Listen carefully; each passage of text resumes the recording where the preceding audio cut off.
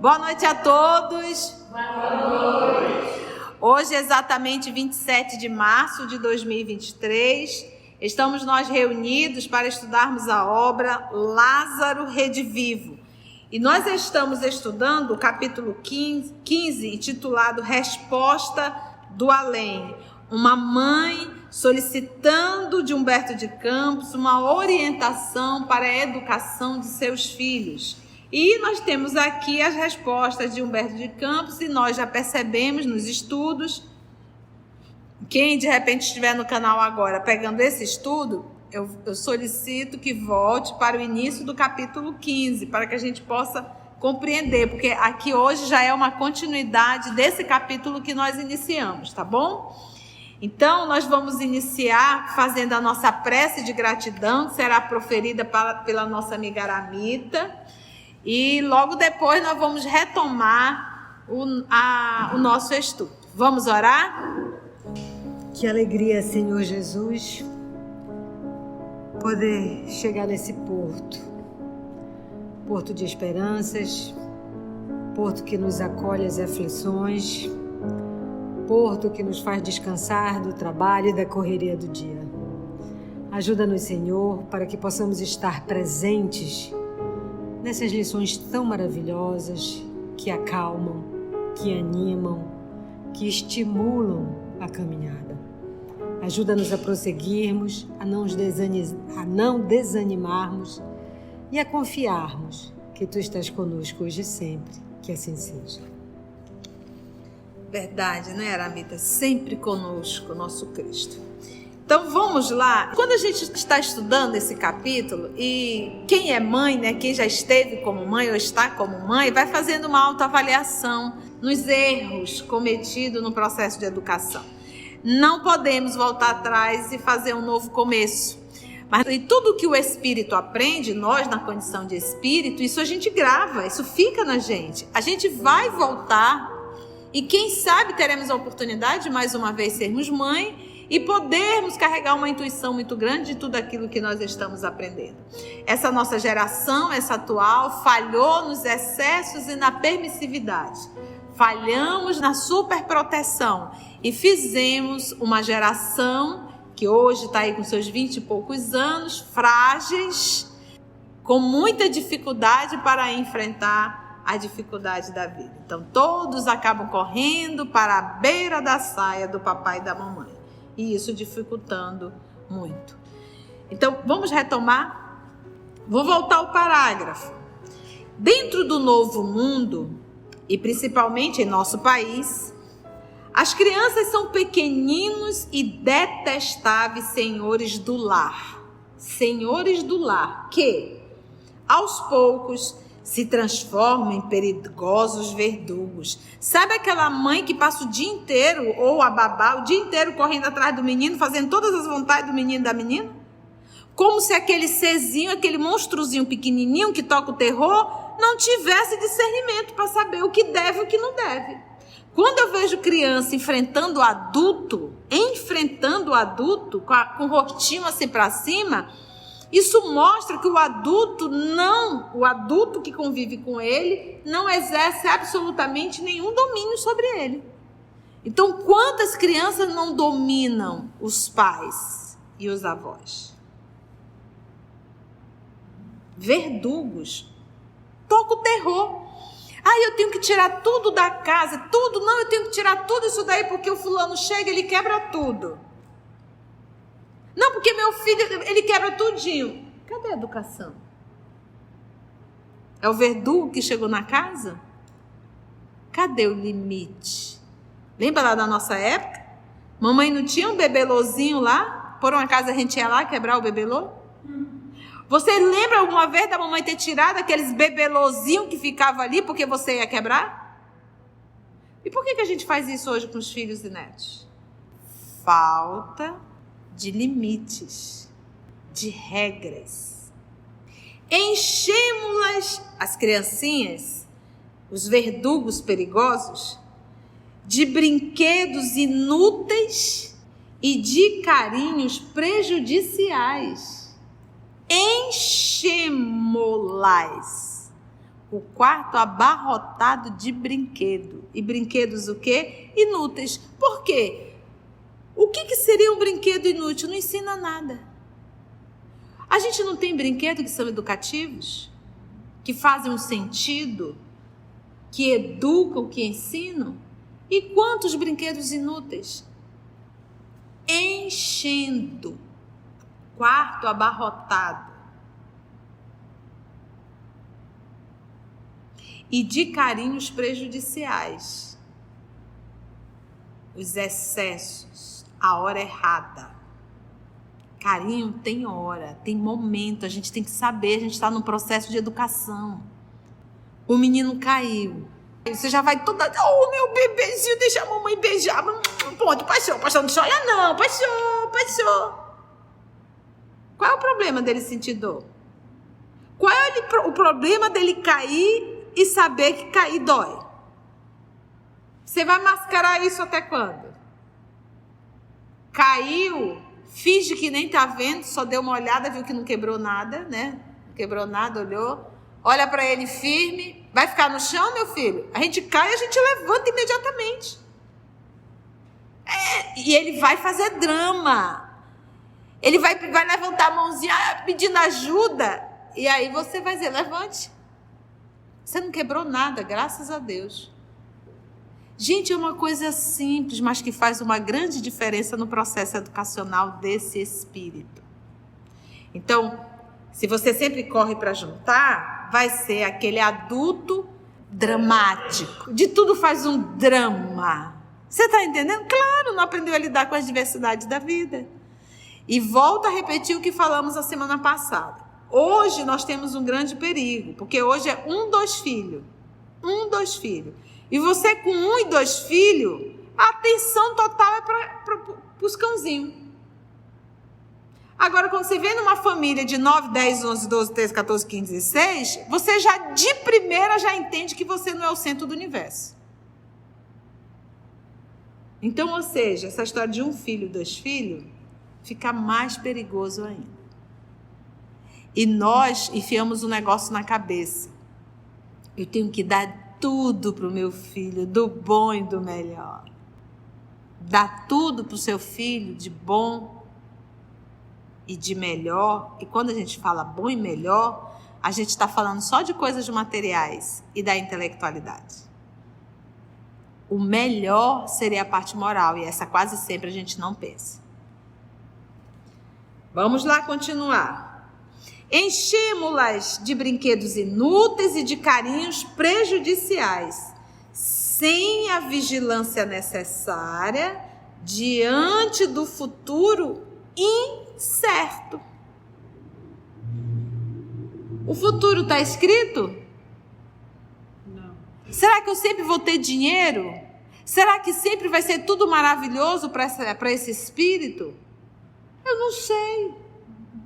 Então eu tenho que preparar esse filho que Deus me emprestou temporariamente para a vida e não para as facilidades. Lembro-me, diz ele, admirado, do tempo em que se considerava herói o genitor que roubasse um guizo, para satisfazer a impertinência de algum pequerrucho traquinas. E muitas vezes, recordo, envergonhado, a veneração sincera com que via certas mães insensatas a se debulhar em pranto pela impossibilidade de adquirir uma grande boneca para a filhinha exigente. Então, o menino quer lá um chocalhozinho, o pai vai lá e rouba o chocalhozinho para dar para o menino não chorar. A mãe fica aos prantos chorando porque não pode dar uma boneca para a menina. E ele diz, a morte, todavia, ensinou-me que tudo isso não passa de loucura do coração, ou seja, loucura do sentimento. Um sentimento louco, um sentimento adoecido. Eu vou me desesperar, chorar porque eu não posso dar o brinquedo para minha filha. O meu filho quer aquilo dali, eu vou lá e pego. Eu tenho uma experiência interessante doméstica. O meu papai, lá em casa nós somos 6 mulheres e 3 homens. Então, entre o Francisco Paulo, que é o caçula, antes dele veio uma galera de mulher. Veio a Socorro, veio a Conceição, veio a Teresa, veio a Viviane, e aí eis uma nova gravidez. E foi o menino. E o papai já com quase seus 40 anos. Então, meu Deus. Tudo que o Francisco Paulo queria, papai atendia. O que ele não fez com os menores, porque ele era muito jovem, né? Então a cabeça ainda não estava. Ele paparicou demais o Francisco Paulo. E o Francisco Paulo era aquele que se jogava no chão, chorava, e o papai atendia os pedidos do Francisco Paulo. O Francisco Paulo cresceu e ele teve muita dificuldade de lidar com o não da vida. Então, uma vez eu conversando com ele, sabe qual foi o problema, Francisco Paulo? Era que o papai atendia todos os teus caprichos. Faltou uma boa palmada na hora que tu te jogava no chão para ter os teus chiliques. Aí ele olhou para mim e disse assim, pois o papai deveria ter dado umas palmadas, né, mana? Talvez eu soubesse lidar mais com o não da vida. Ele levou umas porradas da vida, hoje ele aprendeu a lidar com o não. Porque nem sempre a vida vai fazer o que a gente quer. Ele queria que o papai desencarnasse? Não, mas o papai desencarnou. É um não da vida. E aí, você vai saber lidar com isso? Porque não tem como tu te jogar no chão, espernear e dizer, eu não quero que o meu pai vá embora. Porque do jeito que o papai era muito agarrado com ele, ele também era muito agarrado com o papai. Então imagina a cabeça dessa criatura depois que o papai desencarna. Como ficou. Então foi preciso a porrada da vida para que a gente viesse aprender. Todo mundo aprende com a porrada da vida? Às vezes não. Às vezes a pessoa desiste de tudo, ao ponto de cometer o suicídio, por conta de um não da vida. Às vezes a pessoa desiste de viver, entrando num processo de depressão. Por uma rebeldia total. Ou é do meu jeito, ou eu desisto de tudo. Essa é a nossa nova geração. Ou é do meu jeito, ou eu me mato. Ou eu desisto de viver, eu não saio mais do quarto. Porque não sabemos lidar com o não. Tem coisa muito mais importante do que uma boneca ou um chocalho. É necessário despertar a alegria e acender a luz da felicidade em torno das almas que recomeçam a luta humana. Eu vou repetir. É necessário despertar a alegria e acender a luz da felicidade em torno das almas que recomeçam a luta humana. Então, se a mãe fica chorando porque não pode dar boneca, ai, minha filha, a mamãe tá tão triste. Por quê, mamãe? Por que a mamãe não pode dar a boneca que você tanto quer? O que você está ensinando para essa menina? A alegria de viver? Em corpos tenros e, muita vez, enfermiços. Então, a Narumi me enviou um vídeo interessante, né? O menino era cego, né, filha? E a criança andando ali, a criança cai. E a mãe fica com o coração, ele, mãe, me ajuda, ajuda. Ela disse, levante, meu filho, você vai conseguir. Mas ela estava chorando. De ver o filho tateando, e ele conseguiu. Ela está ensinando para ele o quê? Dependência ou independência? Autopiedade de si ou força para viver? Força para viver.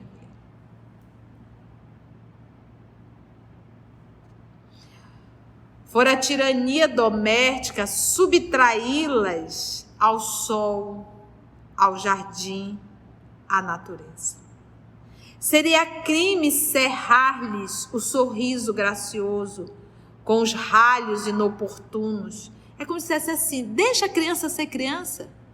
Deixa a criança se lambuzar, correr no barro, pegar sol, ir para o jardim. Tu quer que a criança como? De paletó dentro do escritório? Porque tem mãe cheia de rococó. Que quando a criança vai pisar na areia, a criança tem tanta dificuldade que ela fica com os dedinhos tudo para cima, porque nunca pisou. Gente, para que a minha imunidade cresça, eu tenho que ter contato com bactérias e uma série de coisas. Quando eu era criança, eu adorava brincar com barro e comer barro, ficar lambendo barro. Pode uma coisa dessa? E eu me lembro disso, eu não sei qual era o gosto do barro. Mas por que isso gravou na minha cabeça? A mamãe dizia, não come barro. E lá eu fazia os bombons de barro e me achava no direito de comer os bombons de barro. E eu lembro disso, impressionante.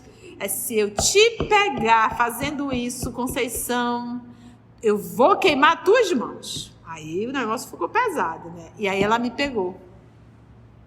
Olha, gente, eu me lembro disso como se fosse hoje. Foi no drama.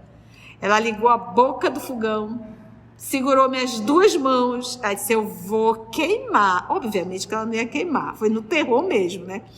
A mãinha puxava a mão pro fogo e eu fazia a força. Imagina, a força de uma criança não se compara com a força de um adulto. Mas ela permitiu eu fazer a força, entendeu? E ela fazia o contrário, como se fosse queimar, e eu gritava. Se fosse hoje, os vizinhos tinham denunciado, o conselho tutelar estaria lá na porta. Naquela época não existia isso. E aí, quando eu estava ali desesperada, ela parou, ela disse, hoje vai passar. Mas se você voltar a comer, eu vou queimar suas mãos. Nunca mais eu comi barro. Morri comendo barro. Não adquiri umas amebas, umas vermes dessas daí que tem. Mas a imunidade está ok, pronto.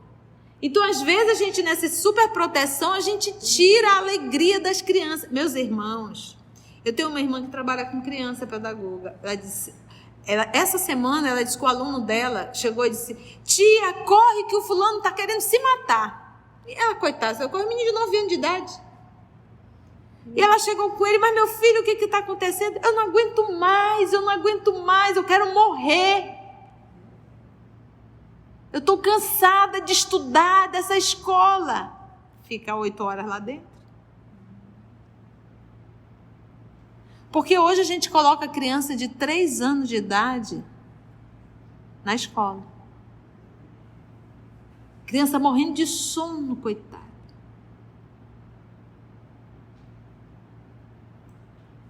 E as crianças hoje, com 7, 8 anos, já estão estressadas. Não sabe o que é comer barro.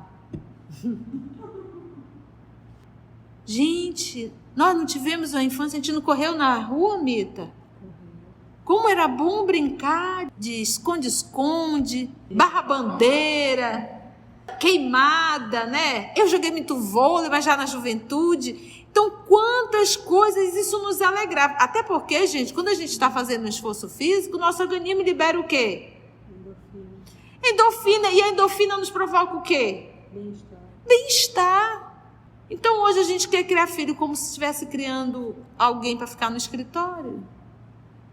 Vitamina D não tem. E a gente acha o quê? Que as crianças suportam só as férias? Então, ele diz aqui que é um crime. Fora tirania doméstica, subtraí-la, tirá-la ao sol, ao jardim, à natureza. Põe esses moleques para correr, deixa se melar no barro. Ensina ele a dar milho para galinha, vai para uma fazenda, faz alguma coisa. Mas a gente quer chocar as crianças dentro dos apartamentos. Seria crime cerrar-lhes o sorriso gracioso com os ralhos inoportunos. Todo tempo também está ralhando. Com os ralhos inoportunos. Quando seus olhos ingênuos e confiantes nos pedem compreensão. Entretanto, minha amiga, não pensamos de proporcionar-lhes a alegria construtiva, nem nos preocupamos com a sua felicidade real. Viciamo-las, as crianças, simplesmente. Nem nos preocupamos com a sua felicidade real. Começamos a tarefa ingrata, habituando-lhes a boca às piores palavras da gíria e incentivando-lhes as mãos pequenas à agressividade risonha. Piores palavras. E as crianças, elas repetem as palavras que elas escutam. Habituamos as crianças a isso e acabamos incentivando as mãos pequenas à agressividade risonha. A criança mete-lhe o tapa, né? A criança ali no colo, bate no rosto do pai, da mãe ou da tia, da avó, e o povo ri. Agressividade risonha. KKKKKK. E o pior, tem gente que pega a mãozinha da criança e fica batendo com a mãozinha da criança no rosto. O que você está ensinando? Gente, filho, criança, é uma massa de modelar. E nós modelamos da forma que a gente quer. Porque ela está 100% entregue nas mãos dos pais. Por isso é que os pais se tornam tão responsáveis pela educação dos filhos. Horrorizamos-nos quando alguém nos fala em corrigenda e trabalho. Ai, credo, tia, a senhora é muito radical. A senhora quer dizer que tem que bater na criança? Ai, tia, mas uma criança de 5 aninhos já tem que guardar os brinquedos, arrumar a quarto. A senhora é muito exagerada.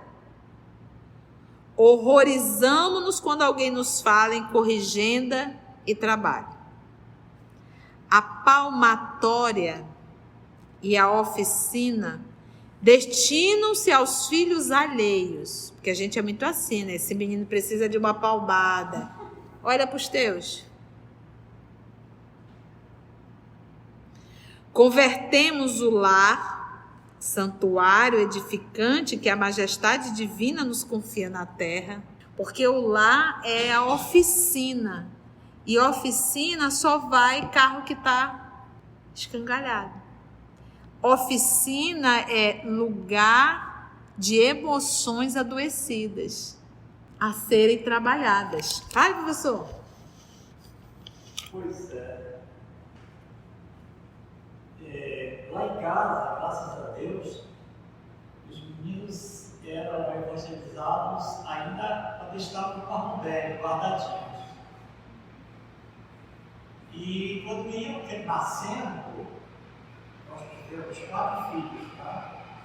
Uma menina e 3 meninos. Não tinha esse negócio de ficar em casa, a gente ia para a casa espírita, não. Eles iam para a casa espírita conosco desde de braço, desde os primeiros dias. E direto, iam evangelização direta e evangelho lá. Evangelização na casa espírita e evangelho lá. Certo? Pelo menos nesse aspecto aí, a gente acertou. Nos cometeu algumas, tá? Mas pelo meu lado, eu era muito vaidoso, certo? Então eu queria, hoje eu entendo, que naquela época eu queria me afirmar através dos meninos, dando para eles o que eu não tive, certo? Mas ao lado disso também a gente dá a educação, o exemplo, porque a maior educação lá é o exemplo dos pais, porque a gente pode falar muita coisa para eles, ajuda muito. Por exemplo. Os pais não têm brigando, aí é para acabar. É para acabar. Meus amigos, o tempo já foi, né? Mas foi bom. Deu para a gente aprender? Nós vamos parar aí nesse momento. A majestade divina nos confia na terra, né? Que é esse santuário edificante, né? Olha, ele chama de santuário lá. Esse ambiente para receber espíritos que estão chegando à terra e que precisam de um novo norte. E esse norte será dado por aqueles que apresentamos como pai e como mãe. Antes de orarmos em agradecimento, vamos ouvir algumas considerações da tia que destacamos neste estudo para a reflexão dos ensinamentos. Vamos aos destaques da tia? Quando a gente está estudando esse capítulo, e quem é mãe, né, quem já esteve como mãe ou está como mãe, vai fazendo uma autoavaliação nos erros cometidos no processo de educação. Não podemos voltar atrás e fazer um novo começo. Mas e tudo que o espírito aprende, nós na condição de espírito, isso a gente grava, isso fica na gente. A gente vai voltar e quem sabe teremos a oportunidade de mais uma vez sermos mãe e podermos carregar uma intuição muito grande de tudo aquilo que nós estamos aprendendo. Essa nossa geração, essa atual, falhou nos excessos e na permissividade. Falhamos na superproteção e fizemos uma geração que hoje está aí com seus 20 e poucos anos, frágeis, com muita dificuldade para enfrentar a dificuldade da vida. Tenho que preparar esse filho que Deus me emprestou temporariamente para a vida e não para as facilidades. Às vezes a pessoa desiste de tudo, ao ponto de cometer o suicídio, por conta de um não da vida. Às vezes a pessoa desiste de viver, entrando no processo de depressão. Por uma rebeldia total. Ou é do meu jeito, ou eu desisto de tudo. Essa é a nossa nova geração. Ou é do meu jeito, ou eu me mato. Ou eu desisto de viver, eu não saio mais do quarto. Porque não sabemos lidar com o não. Então hoje a gente quer criar filho como se estivesse criando alguém para ficar no escritório. Vitamina D não tem. E a gente acha o quê? Que as crianças suportam só as férias? Gente, filho, criança, é uma massa de modelar. E nós modelamos da forma que a gente quer. Porque ela está 100% entregue nas mãos dos pais. Por isso é que os pais se tornam tão responsáveis pela educação dos filhos. Lá é a oficina. E oficina só vai carro que está escangalhado. Oficina é lugar de emoções adoecidas a serem trabalhadas. Olha, ele chama de santuário lá. Esse ambiente para receber espíritos que estão chegando à Terra e que precisam de um novo norte. E esse norte será dado por aqueles que apresentamos como pai e como mãe. Amigos, vocês que estão acompanhando, amigos, amigas do nosso canal, se você chegou até aqui o final, deixa seu comentário. É muito importante a gente poder ler o teu comentário. Não esqueça de curtir para que possa divulgar a página. Dá o seu like, né? E, se possível, faça a sua inscrição no nosso canal e toca o sininho. Porque quando você toca o sininho, o YouTube avisa para você quando o EOS publicar um novo estudo. Então, receba um grande abraço da família EOS Manaus. Assim, concluindo o nosso estudo de hoje e agradecendo o nosso Mestre Jesus por mais este momento de aprendizado, vamos orar? Agradecemos a Deus, nosso Pai, a Jesus, o amor de nossa vida, e até o nosso próximo encontro para darmos continuidade ao nosso estudo sobre resposta do além. Graça te damos, Senhor.